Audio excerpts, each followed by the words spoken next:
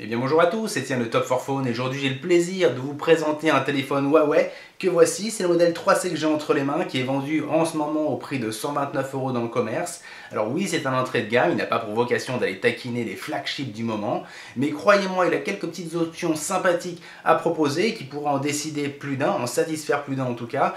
De toute façon, il est passé sous la loupe TFT, nous allons voir ça tout de suite avec le test complet du Huawei 3C. Et comme d'habitude, nous allons commencer avec le design du téléphone que vous avez donc juste sous les yeux. Et quelque chose qui m'a frappé la première fois que je l'ai sorti de sa boîte, c'est la ressemblance mais immédiate avec une marque concurrente asiatique elle aussi qui s'appelle Xiaomi avec le modèle Redmi ou Redri. Certains d'entre vous connaissent la marque Xiaomi qui commence à prendre de plus en plus d'ampleur. Et c'est tout simplement la copie conforme de ce modèle Redri. Donc on va dire que ouais pour ce 3C est pas allé vraiment bien loin. La coque, les boutons, l'écran, la façade avant, la PN, ah si, non, je me disais quand même, il y a juste le flash qui sur le modèle concurrent est placé juste en dessous au lieu d'être sur le côté gauche. Mais bon, à part ça, c'est vraiment une copie parfaite. Ouais, vraiment pas aller loin, mais en tout cas, pourquoi se priver? Puisque si le design fonctionne, autant le reprendre, au moins c'est toujours ça de gagner. Voilà, donc pour le design on va revoir quand même un petit peu. Alors c'est un téléphone qui est tout en rondeur, pas tout en finesse, c'est quand même un petit peu épais comme vous pouvez le voir ici. Je vous rappelle 129 €, on n'est pas non plus là sur des flagships, des téléphones haut de gamme avec une finesse extrême, mais ce qui est important sur ce type de cette gamme, c'est notamment la solidité, puisque ce téléphone, franchement, la première fois qu'on l'a pris en main, il renvoie vraiment une vraie solidité. Que ce soit au niveau de l'intégrité physique, parce que pour le tord, là, à mon avis, il faut se lever très tôt, parce qu'il y a une très bonne intégrité. Au niveau de la qualité de l'écran, en tout cas de la surface et de la solidité de cet écran, qui est plutôt correct. Voilà, un appui moyen, on va dire, suffit quand même à impacter l'écran, vous pouvez le voir juste en dessous. Mais voilà, alors en fait, c'est pas vraiment un impact, parce que vous allez le voir, là, tout simplement, quand on éteint le téléphone et qu'on le rallume, c'est tout simplement une animation graphique. Voilà, on va refaire le test avec l'écran comme ça. Voilà, un appui moyen. Eh bien évidemment, j'arrive à... Alors, on va se mettre là. Voilà. Là, il n'y a vraiment pas de souci. Il faut même plus qu'un appui moyen pour impacter l'écran. Donc au moins au niveau de l'intégrité physique du téléphone, c'est vraiment très rassurant. Ensuite, par rapport au design, on est vraiment sur quelque chose de classique, mais de bien fait avec une finition vraiment très correcte pour quelque chose qui ne coûte que 129 €. Enfin, que, entre parenthèses, entre guillemets, mais on va dire que c'est pas trop cher pour un téléphone, ça reste vraiment très raisonnable. Comme vous pouvez voir, la coque arrière se déclipse très facilement pour donner accès directement à la batterie, que vous pouvez voir ici. Vous voyez donc sous les yeux deux slots SIM plus un port micro SD qui peut accepter jusqu'à 32 Go de mémoire, ce qui est plutôt pas mal pour étendre cette mémoire qui, nous allons le voir tout à l'heure, n'est pas extraordinaire. Alors voilà pour le visuel, quelque chose de bien, quelque chose de solide, quelque chose de très simple, quelque chose que j'ai bien aimé surtout, c'est l'espèce d'écouteur que vous voyez ici qui habituellement sur d'autres téléphones et plus un peu en dessous. Je voulais voir, je vais prendre mon téléphone perso que vous reconnaissez certainement. Voilà, on a plutôt l'habitude d'avoir des écouteurs comme ça implémentés sur le châssis du téléphone. Et là, quelque chose de très design, puisqu'ils ont réussi à mettre ça vraiment au bord du téléphone. Donc visuellement, quelque chose de simple, de sobre, une façade entièrement noire, avec des petits détails qui montrent que le design n'a pas totalement été laissé tomber, même s'il reste simple. Ouais, a quand même travaillé dessus ou repomper les planches avec Xiaomi. Voilà pour pouvoir pour travailler ce téléphone. Alors on va passer quand même maintenant aux dimensions de ce téléphone. Qu'est-ce qu'il vous propose? Alors nous sommes sur 13,9 cm de long, 7,1 cm de large, 9,2 mm d'épaisseur. Donc comme je vous le disais, il n'est pas tout fin, en tout cas pour un téléphone de cette génération 2014-2015, et pour un poids affiché de 140 grammes. Voilà, donc on va passer maintenant à l'écran, après avoir vu les petits côtés un petit peu visuels et physiques de ce téléphone. Alors concernant l'écran, écoutez, c'est certainement pour moi un des principaux atouts de ce téléphone. En tout cas de ce 3C, nous sommes sur une taille de 5 pouces, donc quelque chose de plutôt sympathique. Grand quand même, enfin grand, pour 2015, non, ça devient maintenant des téléphones complètement normaux avec des écrans de cette taille, toujours effectivement manipulable à une main. Ça dépend des mains, moi qui ai des petites mains de troll, c'est assez compliqué pour une utilisation à une main pour pouvoir atteindre les quatre coins, pour une optimisation optimale en tout cas à une main, mais à deux mains, enfin voilà, tout le monde a l'habitude, maintenant il n'y a pas de problème. Alors il bénéficie d'une excellente luminosité, d'une colorimétrie relativement bien équilibrée, La résolution de cette dalle est de 720p, donc on n'est pas sur du Full HD, on est sur du semi-HD, mais qui est suffisamment confortable, voilà, pour un 5 pouces IPS, j'avais oublié de vous le dire, donc avec une densité de pixels de 294 pixels par pouce, ce qui est pas trop mal. Donc de toute façon, on va faire un test tout de suite avec les vidéos classiques dont vous avez l'habitude.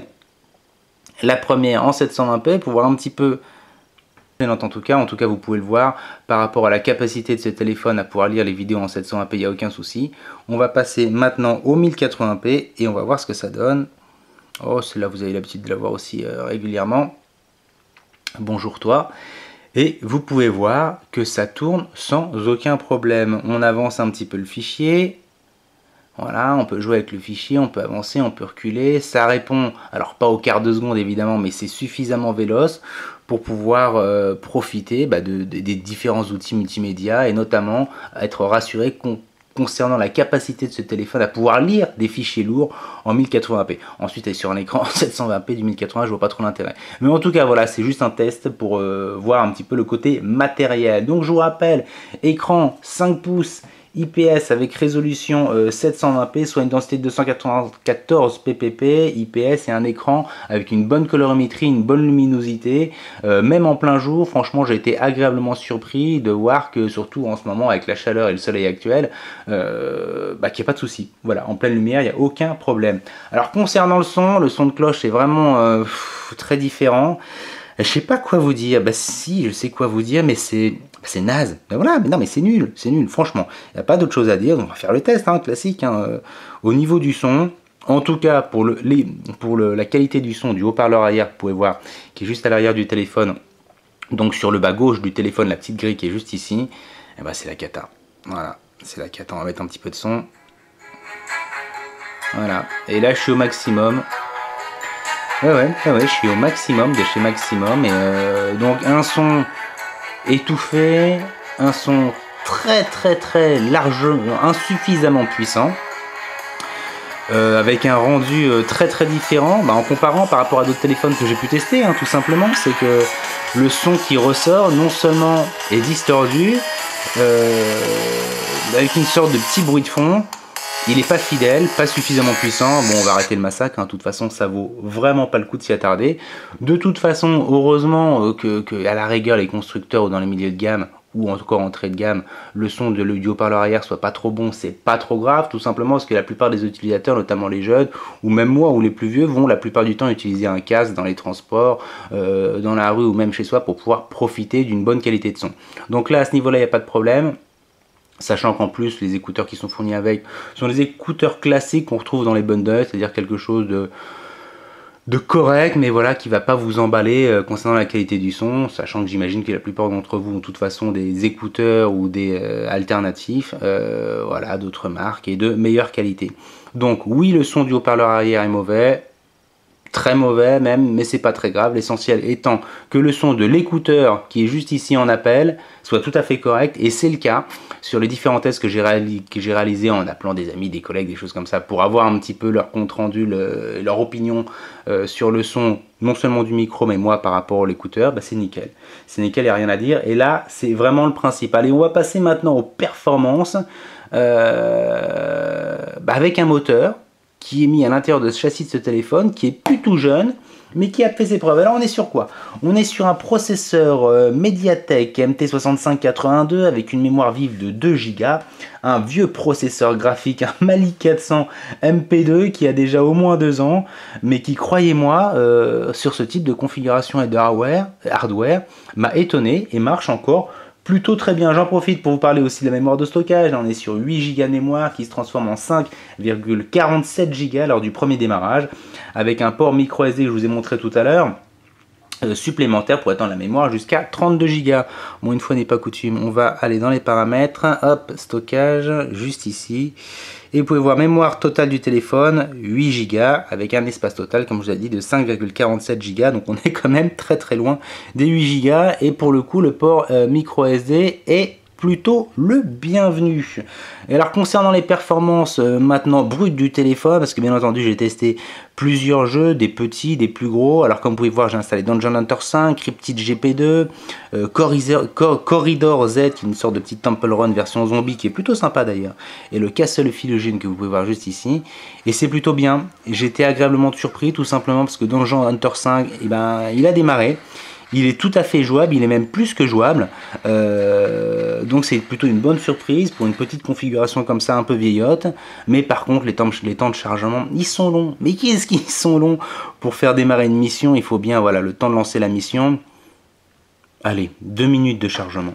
Allez, 2 minutes de chargement, je dis comme ça, franchement, mais je pense vraiment pas exagérer. En tout cas pour Dungeon Hunter 5, mais ce qui est bien, ce qu'il faut que vous sachiez, c'est qu'il arrive donc à faire courir, à faire tourner quelques grosses applications, et c'est plutôt une bonne chose. Concernant maintenant le téléphone dans sa globalité, par rapport au bureau, la navigation dans les bureaux, comme vous pouvez le voir, elle est complètement fluide. Quand on va dans les menus aussi, il n'y a vraiment aucun souci. Quelque chose donc de très appréciable au quotidien.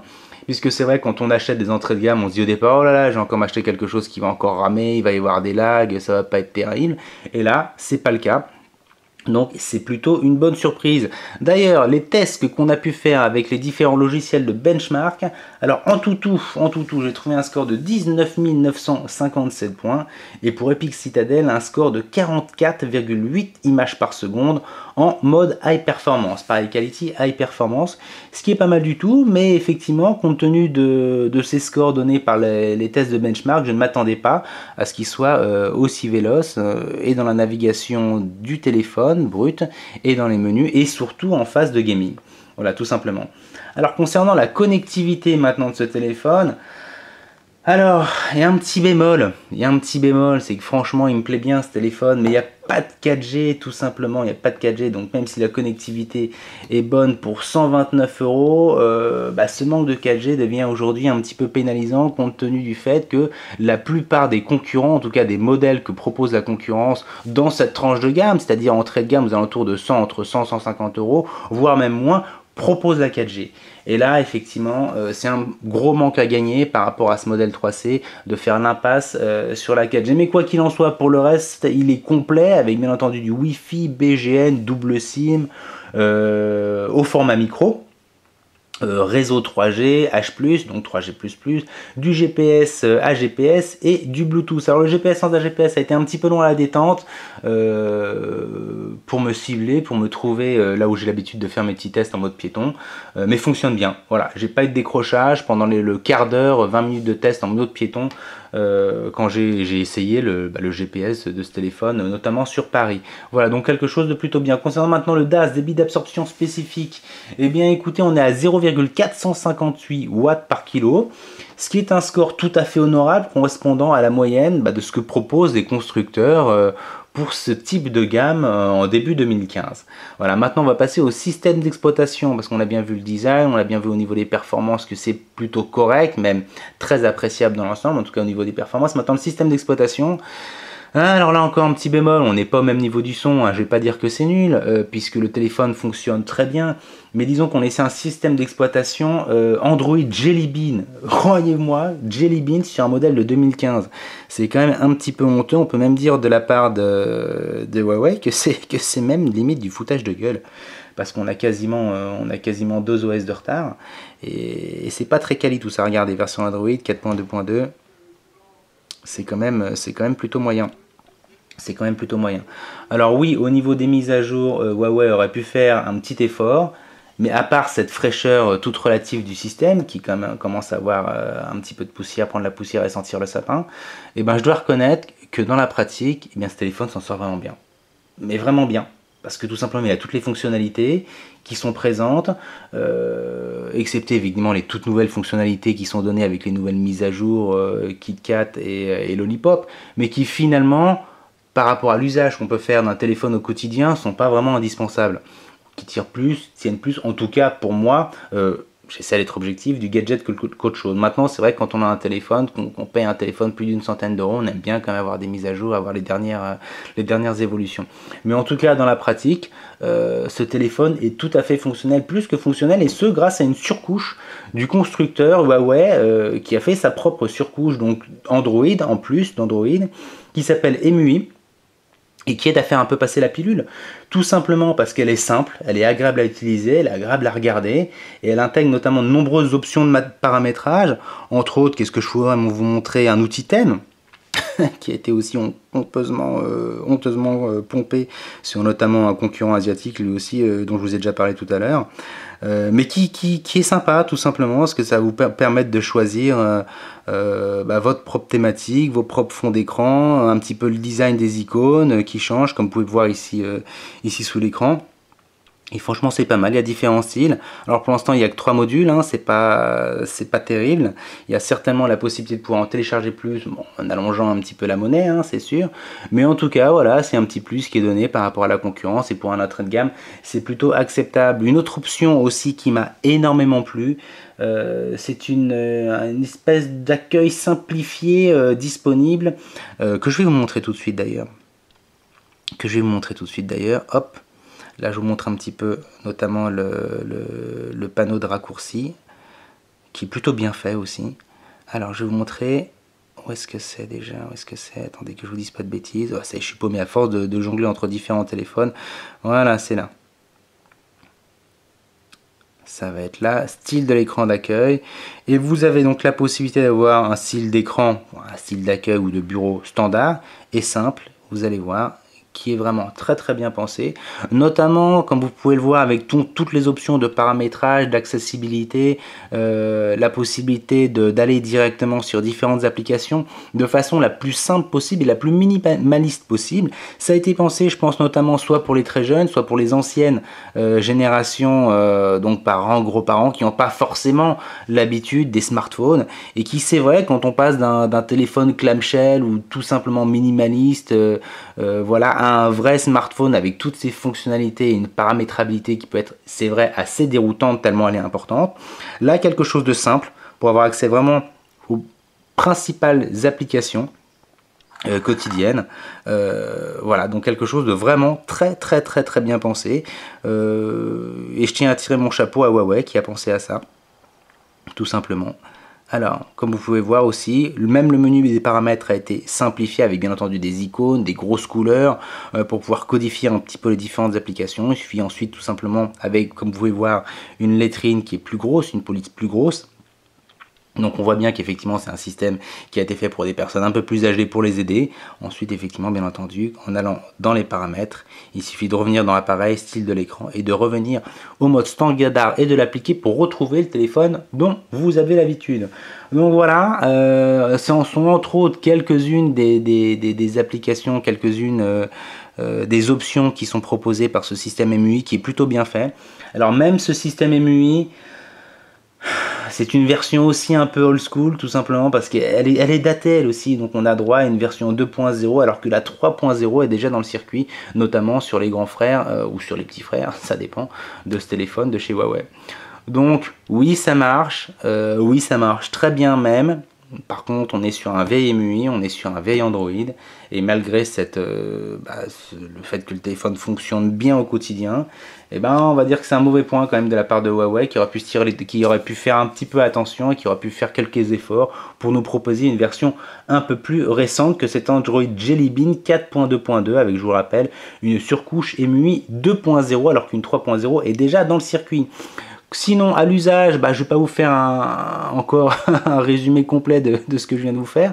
À l'usage, vous l'avez vu, pour moi, c'est un téléphone qui fonctionne très très bien au quotidien, qui est fluide, qui est suffisamment puissant, aussi bien pour du pro que pour du perso, parce que comme vous avez pu le voir, on a un double SIM qui est juste derrière le capot, avec en plus un port micro SD supplémentaire pour étendre la mémoire, donc pour ceux qui font des multimédias, de la photo, de la vidéo, il n'y a vraiment aucun problème, c'est à vous de choisir l'utilisation que vous voulez en faire. Bien entendu, il remplit parfaitement son rôle de téléphone, comme je l'ai dit tout à l'heure. En tout cas, avec la puce que j'utilise dans ce téléphone et dans tous les tests que je fais, ça me permet de comparer. Et au niveau de la capacité de ce téléphone à capter des réseaux de téléphonie mobile, eh bien écoutez, il n'y a aucun souci, ça fonctionne très très bien pour un smartphone low cost. Les fonctionnalités, le confort, les performances sont largement suffisantes pour vous permettre d'en faire tout ce que vous voulez. Alors par contre, parce qu'on arrive à la photo maintenant, comme pour tous les entrées de gamme, la qualité de photo du capteur, on va dire, est pas terrible, elle est plutôt moyenne, mais on va voir ça tout de suite. Je vous ramène une figurine comme d'habitude et on teste immédiatement le capteur. C'est parti. Et voilà la figurine que je vous propose pour faire ce test de l'APN de ce 3C. C'est une figurine, regardez-moi ça, qui m'a été envoyée par Alex de Top 4 Phone, que vous connaissez bien, vous ne le voyez pas en vidéo, mais c'est lui qui fait énormément de tests très complets, de bonne qualité sur le site Top 4 Phone. Et donc qui habite en Belgique et qui m'a envoyé cette figurine pour changer un petit peu des monstres ou des figurines féminines que je vous propose pour les tests APN. Alors donc il me semble que c'est un costume traditionnel belge, donc qui vient du carnaval de Binche, un costume de Gilles, voilà, très coloré, avec, il me semble aussi, donc une coiffe qui normalement est en plume d'autruche. Donc là on reste sur une figurine, hein. Mais en tout cas, quand j'ai ouvert la boîte, quand je l'ai reçue à la poste, j'étais plié en quatre, parce que c'est vraiment quelque chose qu'on n'a pas l'habitude de voir. En tout cas, ce sera parfait pour le test APN du moment, avec comme d'habitude une photo avec flash et une photo sans flash, pardon. J'ai fait aussi une petite vidéo en 1080p, donc de la figurine que vous avez juste devant les yeux, pour vous montrer un peu les capacités de ce téléphone à pouvoir filmer en 1080p, parce que oui, malgré cet écran en 720p, cette petite résolution et son petit prix tout simplement, et bien écoutez, c'est un téléphone qui peut faire des films en 1080p, c'est toujours bon à savoir. Alors, on commence. Première photo avec flash, c'est de faire quelque chose de bien quand même avec une belle figurine comme ça là. Et une deuxième photo sans flash. Alors évidemment, les conditions sont idéales, je suis en pleine luminosité, bonne luminosité, je suis à côté du sujet à photographier, donc forcément la qualité ne peut être que correcte. Et on va voir ça tout de suite. Donc sans flash, ah c'est pas mal quand même. Non, c'est pas mal. En pleine luminosité, j'avoue que la qualité est correcte, bon, à condition bien entendu que le sujet ne bouge pas trop, voilà, qu'il y ait de la luminosité, mais pour avoir fait quelques tests, voilà, avec flash, avec peu de luminosité, croyez-moi, les photos sont vite bruitées et d'assez mauvaise qualité. Mais pour un téléphone comme celui-ci, en tout cas cette catégorie, ça reste quand même très correct. Alors je vous rappelle un petit peu les possibilités de ce téléphone par rapport à son APN. On est sur un appareil photo dorsal de 8 millions de pixels avec la possibilité de faire des vidéos en Full HD. Un appareil photo frontal 5 millions de pixels pour les selfies, c'est parfait. Voilà, et concernant les différentes options qu'on peut trouver sur l'application de l'appareil photo, on reste sur quelque chose de très classique, mais par rapport à MUI, quelque chose de plutôt bien pensé et d'assez accessible et d'assez intuitif. Donc vous voyez, au niveau de l'appareil photo pour la vidéo, ou encore d'autres options que vous pouvez voir ici. Taille d'image, minuterie, mode scène, la possibilité même de jouer sur la sensibilité de la pellicule, on va dire de l'APN. Enfin voilà, des options classiques qu'on peut trouver sur un APN de cette catégorie et qui sont plutôt sympas. Concernant la batterie maintenant, qu'est-ce que je peux vous dire sur la batterie? Eh bien écoutez, nous sommes sur une batterie extractible de 2300 mAh, ce qui ne m'avait pas l'air énorme pour un téléphone de cette trempe. En tout cas pour un autre trait de gamme, je m'attendais quand même un petit peu plus, mais pour une autonomie d'une journée et demie en utilisation classique, donc ça a été aussi la bonne surprise. Je m'attendais à ce que la batterie plonge assez rapidement avec une idéalisation de test comme je peux le faire naturellement, notamment avec d'autres téléphones. Et puis non, finalement, en phase de test, le téléphone a tenu une journée et demie, une petite journée et demie. Et notamment, après avoir joué à plusieurs jeux, notamment vous avez pu voir ici, des jeux qui sont assez gourmands, hein, notamment Dungeon Hunter 5, qui fait régulièrement plonger, notamment la batterie de mon OnePlus One, qui est juste ici, et bien ce 3C a eu plutôt un bon comportement, et a bien résisté, tout simplement. Alors on arrive maintenant à la conclusion. Alors, est-ce que ce téléphone est bon? Est-ce qu'il vaut le coup? Écoutez, on va voir ça tout de suite. Alors avec, comme d'habitude, les plus et les moins. Alors dans les plus, je mettrai une bonne réactivité. Franchement, vraiment une bonne réactivité par rapport au hardware qui est vieillissant, un petit peu old school de ce téléphone. Une surcouche MUI qui est très accessible, très intuitive par rapport à notamment des téléphones Samsung ou la surcouche Samsung. Si mes souvenirs sont bons, les derniers que j'ai testés, j'en ai eu en main en fait il y a pas très longtemps. Et voilà, quand on n'a pas l'habitude, elle est bien, mais il faut vraiment se mettre dedans. Alors que EMUI, j'ai trouvé, voilà, pour une surcouche asiatique, comme ça, qui est proposée, qui faisait pas énormément parler d'elle au départ, et ben écoutez, elle est vraiment très bien, et je la conseille, vraiment, pour ceux qui ont des petits doutes, n'hésitez pas à prendre le téléphone, vous ne serez pas perdu, en quelques minutes, vous aurez pris vos marques, il n'y a vraiment aucun souci. Dans les plus aussi, la qualité d'écran, qui m'a impressionné pour cette gamme de prix, la solidité du téléphone aussi, l'autonomie, une journée et demie en mode normal, c'était avec une utilisation classique, j'ai trouvé ça bien. Voilà, pour les plus, ce qui est déjà pas mal, je vous rappelle 129 €. On arrive au moins maintenant, alors... Pour moi, c'est pas vraiment catastrophique. Voilà, ça va pas conditionner ou non l'achat du téléphone. Mais déjà, le coût des 2 OS de retard, le Jelly Bean sur ce téléphone, plus un EMUI aussi qui a aussi quelques années de retard. En tout cas, par rapport aux versions, je trouve que c'est un peu abusé de la part de Huawei. Maintenant, comme je vous disais tout à l'heure, le téléphone marche bien. Hein. Tout marche, il a toutes les fonctionnalités, toutes les paramétrabilités, il n'y a pas de souci. Il a juste tout simplement pas encore évolué avec son temps. Mais il reste en bon. Ensuite, voilà, c'est à vous de voir, geek, pas geek, et pour certains c'est important, pour d'autres non. Là ensuite c'est vraiment à vous de voir, mais j'avoue qu'effectivement Huawei aurait pu faire un effort. Et le deuxième point aussi, qui est quand même assez pénalisant, c'est cette absence de 4G. Voilà, alors je sais que Huawei va sortir un autre modèle, ou a déjà sorti un autre modèle du 3C, ou l'équivalent du 3C en mode 4G. Je ne sais pas encore, je ne crois pas qu'ils soient encore commercialisés en Europe, pour l'instant juste en Asie. En tout cas, voilà, je vais me renseigner. Mais pour le coup, en conclusion, c'est un oui pour moi, pour ce téléphone. Parce que pour 129 €, on a quelque chose de solide, on a quelque chose de fonctionnel, mais sans 4G, sachez-le. Alors pour certains, ce sera rédhibitoire, mais je pense qu'aujourd'hui, une bonne 3G, si on a un bon opérateur, si on a un bon réseau, si on est bien placé, ça marche quand même très bien. Voilà, bah écoutez, c'est la fin de ce test, j'espère qu'il vous a plu. En tout cas, moi j'ai adoré commencer à travailler sur les tests de téléphones Huawei qui pour moi sont vraiment des bons téléphones avec une bonne marque et une bonne surcouche. J'en ai encore à tester, on verra ça dans les prochains tests très bientôt. En tout cas, moi je vous dis donc à très vite, et bien entendu retrouvez-nous sur Facebook, YouTube, Twitter, le site Top 4 Phone, et je vous dis à très bientôt. Salut!